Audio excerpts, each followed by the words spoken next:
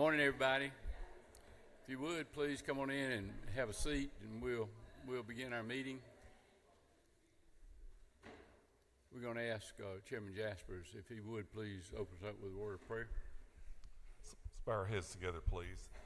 Heavenly Father, thank you for another wonderful week upcoming. But man, what a great weekend we had, being with our families and taking care of our health and mental health and all that good stuff. Please look after us, help keep us wise, help keep us fair and just. We know we do this work in your name. Amen. Amen. Thank you, sir. Okay. Chairman, come on up. Chairman Corbett. Thank you, Mr. Chairman, members of the committee. First page, 6 from the top, H.R. 558. House Study Committee on the State Board of Registration of Used Car Motor Vehicle Dealers. What we're doing with this is creating a study committee to determine whether the regulation of the used motor vehicle industry would be better suited within the same agency that actually issues the tops and the dealer plates. They've got access to all the data. Right now it's in the Secretary of State. They don't have access to the data, and it's just better fit to move it to the Department of Revenue. Okay. Don't see any questions. Thank you, sir. Thank you, Mr. Chairman. Chairman Dubnik. Thank you, Mr. Chairman. Members of the committee, top of the third page under modified structure. I am not Senator Kennedy, but I am here on his behalf to present Senate Bill 123. Mr. Chairman, unfortunately last year our state faced a very troubling statistic that 23% of our students were chronically absent. That's just not a number. That's 380,000 students who missed 10% or more of the school year. This bill is not aimed at fixing that overnight. This is the first step in defining in code what chronic absenteeism is and taking a number of steps to correct it. Okay. Don't see any questions. Thank you, Mr. Chairman. Senator Robertson. Thank you, Mr. Chairman and committee. On page 4, down toward the bottom, SB 298, judgments and rulings. What this does is offer a direct appeal for those municipalities who want to challenge a determination that they do not have immunity in cases.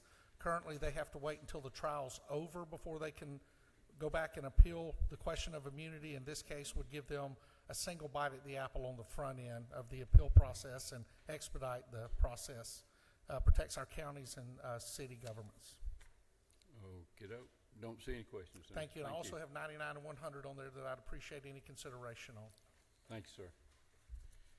Yes, ma'am. Good morning, Mr. Chairman, committee members. Page 2 of the modified structure rule. Senate Bill 236 expands the support of military school-aged children to streamline a better process for enrolling their using their military orders to enroll their children into school. Page 4. I'm sorry. Yeah, Senate Bill Page 236. 236 of the modified structure rule. I do apologize. Okay. No questions. Thank you. Thank you. Yes, sir. Good morning, Mr. Chairman, committee members. I'm on page 2, Senate Bill 93. As we all know, we have a reading crisis in the state that we began to address with the Early Literacy Act. We have 70% of kids that are not reading on grade level, and so this bill seeks to ensure that our teacher prep programs are preparing teachers properly and not teaching the 3QM method, which is now included in House Bill 307, Representative Dollard's bill. So this just makes sure that we have an alignment with the PSC and preparing our future teachers to be in alignment with the science of reading. Okay. Don't see any questions. Thank you, sir. Thank you. Have a good one. Senator Albers. Thank you, Mr. Chairman. Distinguished members of this committee, on the first page in the middle is Senate Resolution 231. This is to rename the Holcomb Bridge and 400 interchange for fallen police officer Jeremy Labonte.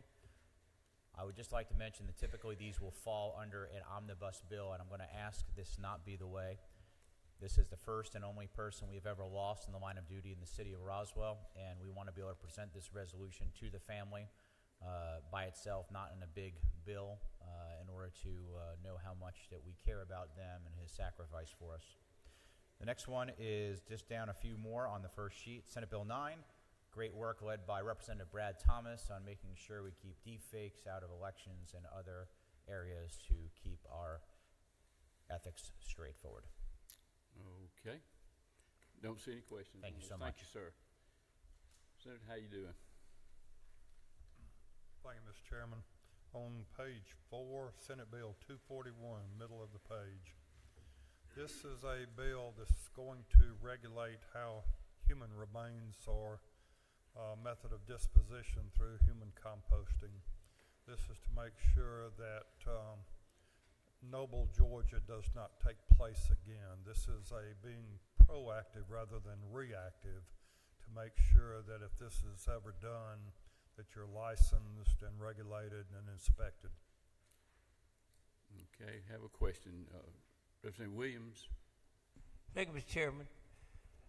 To the author of the bill, just some clarification, and I know the Funeral Directors Caucus has unanimously approved this, but there's some rumors, and clarify, please. Will this include the fertilizing of tomatoes and okra under your bill, using dear beloved departed as a compost? The compost would be returned to the family member if they so desire, and then it's up to that family member what they do with it. They can donate it to a land bank. You can put it in your tomato garden if you wish, or whatever you wish to do.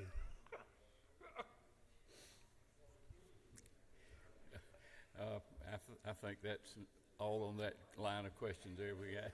Thank you. Thank you, sir. I don't see any more questions. Chairman Brass. Good morning, Mr. Chairman. I bring SB 220. It's it could be another use for the compost. You could grow medical marijuana with it, with your loved ones. But this bill simply expands access for those that are already qualified with one of 17 conditions. Okay. Don't see any questions. Thank you. Well, excuse me, we do have a question. Pro Tem has a I have question a question. Does this allow vaping? It does. It does. We found that in some of our patients that need immediate reaction or immediate relief from the medicine, such as seizures or potentially even PTSD, having an immediate episode, they would need that immediate relief. So that was the purpose of vaping. Okay, don't see any other questions, Thank Senator. Thank you. Yes, sir. Senator Dixon.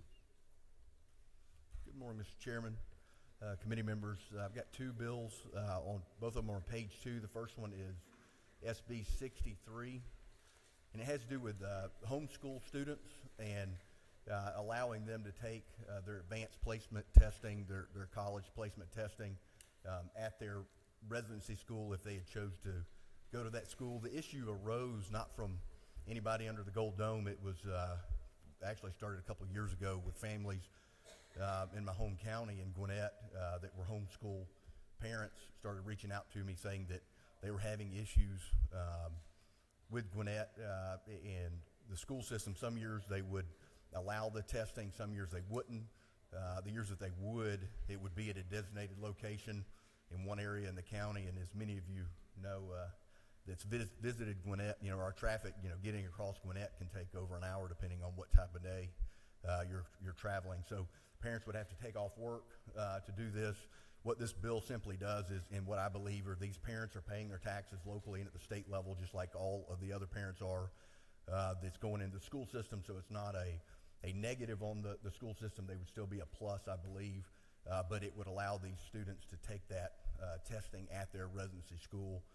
They would have to register with that school, so the school would know the student is coming. They would be prepared for that because that testing, as many of you know, the way they set the desk up and everything, they have to be prepared and other things for the test. But that's what it does, Mr. Chairman.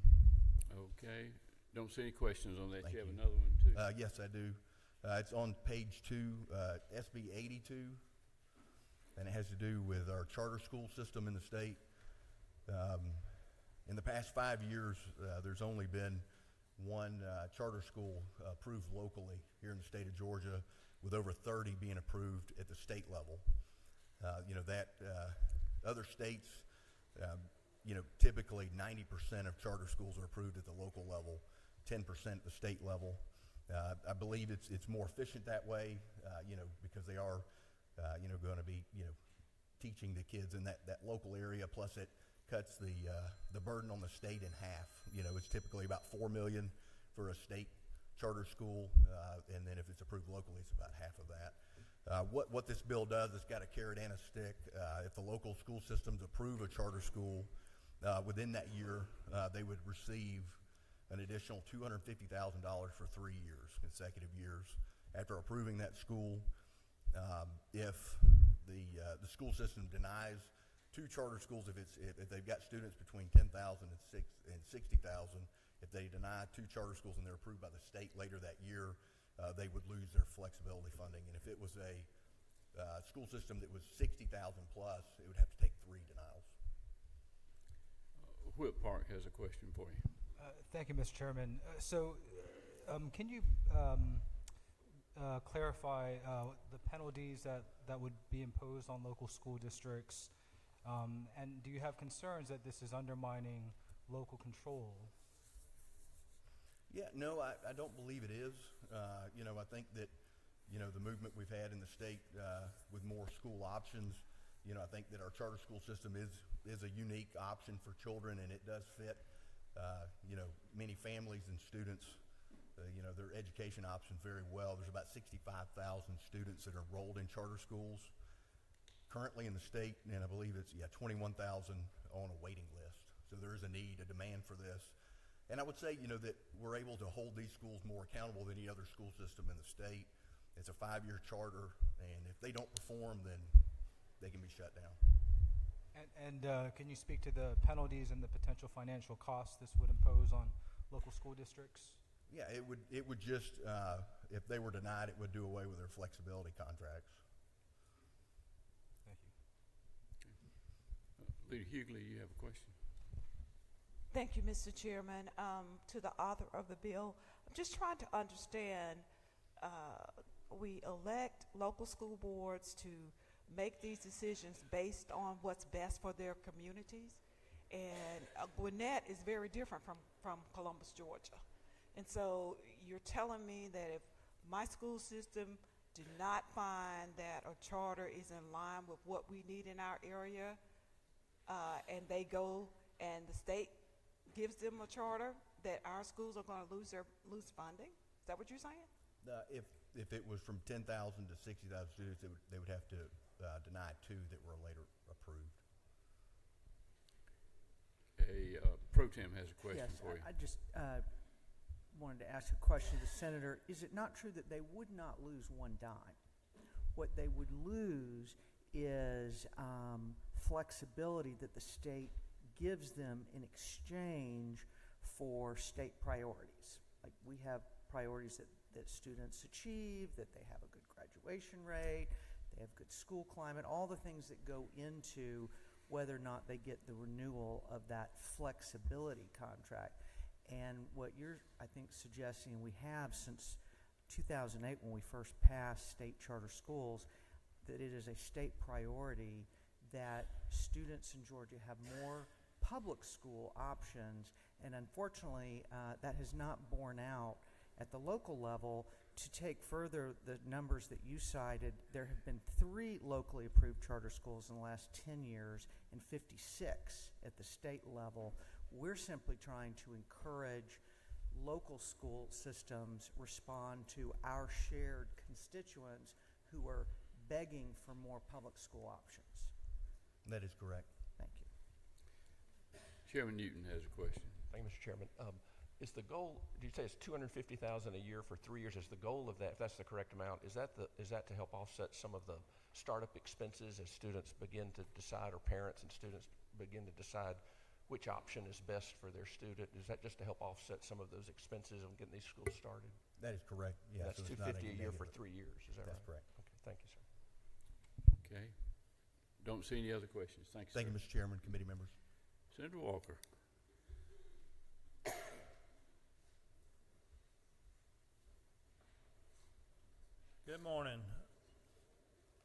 So I have three bills on the blue sheet. On page 3, toward second from the top, Senate Bill 125. I've already spoken of this one, Mr. Chairman, but it would allow engineers in waiting to take their professional engineering exam prior to completing their field work, hopefully to improve the pass rate. On top of page 4, Senate Bill 201. We've seen after especially large natural disasters, large weather events, contractors come in that are trying to take advantage of our homeowners and rush them into signing contracts for work, especially after Hurricane Michael, Hurricane Helene, but others. This would give the consumer an option to get out of that contract if it happened during after a state declared emergency. And then on down on the same page, Senate Bill 284 would give the Secretary of State's office a fourth option when they're dealing with securities fraud. Currently, they can suspend a license or issue a cease and desist order, and they can enforce civil fines, but they do not have in the code the ability to require the criminal basically to return invested funds to the defrauded investors. This would give them that fourth option in the enforcement of that. A lot of times that is negotiated out on the front end where funds are returned, but it's not in the code, so if the party that was defrauding investors didn't cooperate or didn't strike a deal, there's no option to have those funds returned to the investor. Okay, don't see any questions, Senator. Thank you. Yes, sir. Senator, come on up. Mr. Chairman, thank you very much, members of the committee.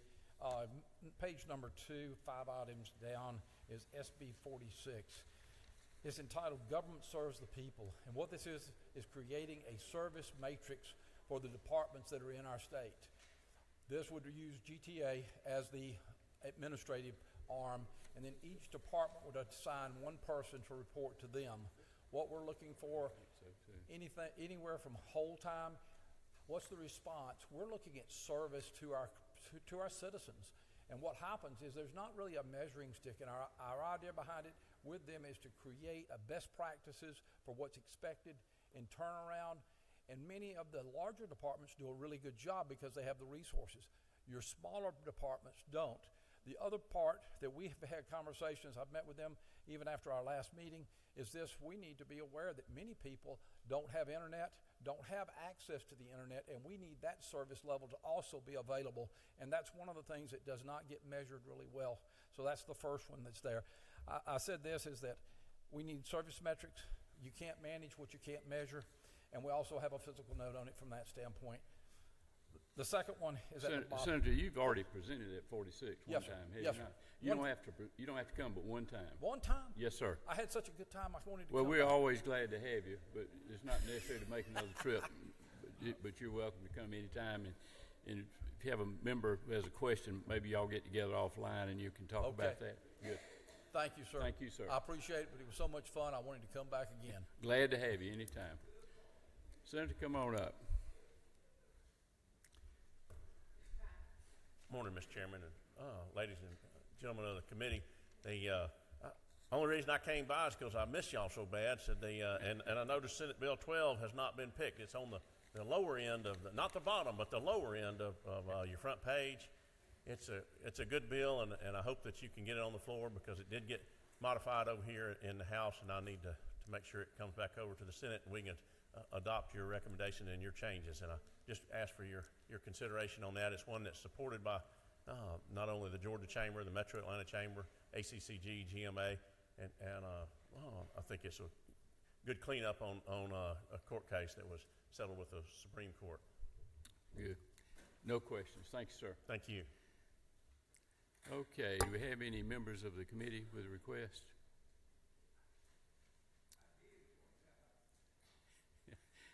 Have you got one today? Okay, all right, nothing to say. Okay, now we have set a calendar earlier for 4 bills on for today. Let's set a supplemental calendar for today also. Under modified structured, Senate Bill 112. Have a move and second. Is there any opposition? It's on. Senate Bill 123.